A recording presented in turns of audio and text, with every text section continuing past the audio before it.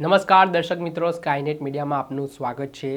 થોડાક સમય પહેલાં ગુજરાતમાં એસઆઈની પ્રક્રિયા છે તેની શરૂઆત થઈ હતી, જેમાં કેટલાક જે મતદારો છે, ભૂતિયા મતદારો, તેમના નામ કાઢવામાં આવ્યા હતા। કેટલાક જે મતદારો ગુજરી ગયા છે છતાં પણ તેમના નામ બોલાય છે, તેમના નામ છે તે કાઢવાની પ્રક્રિયા છે તે એસઆઈ દરમિયાન હાથ ધરવામાં આવી હતી।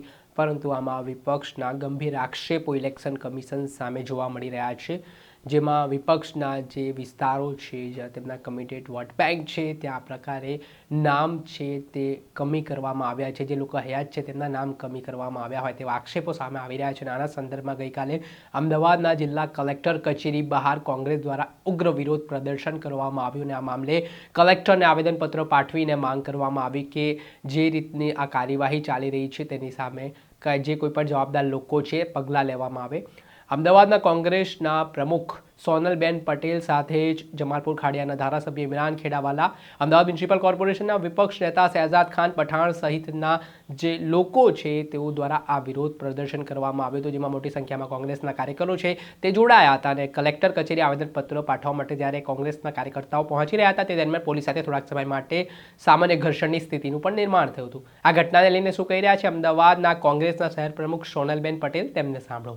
અને કોઈ પણ ખોટું કામ ના થાય તેની ધ્યાન રાખવાના છે। એની સાથે સાથે જે લોકોને જીવિત છે અને તે છતાં પણ એમના નામ કાઢી નાખવામાં આવ્યા છે એને પણ અમે લોકો આવીને કલેક્ટરને મલાવીશું। આવો અમારો આગળ કાર્યક્રમ છે।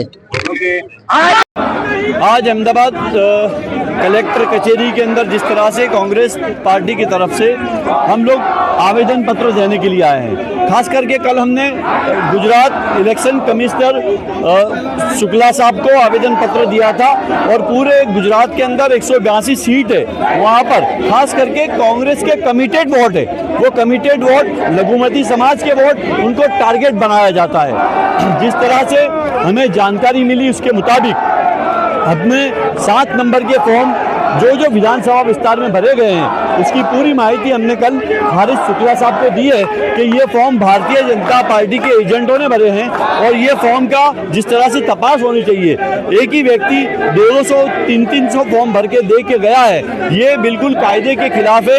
जब सर की प्रक्रिया है उसके अंदर भी खिलाफ है। तो हमारी मांग यही रहेगी कि जिस तरह से भारतीय जनता पार्टी गलत जो इलेक्शन जीतती है उसका जिस तरह से आज जो परिणाम आते हैं वो सब पता चल गया है कि इस तरह से वो वोट को कमी करके वोट के वोटरों का अधिकार छीनकर जिस तरह से अपना जो इलेक्शन का जो काम है वो पूरा करते हैं। तो हमारी रजूआत है कि जो गलत काम हुआ है, 7 नंबर के जिस लोगों ने फॉर्म भरे हैं, गलत फॉर्म भरे, उनके सामने FIR दाखिल होनी चाहिए।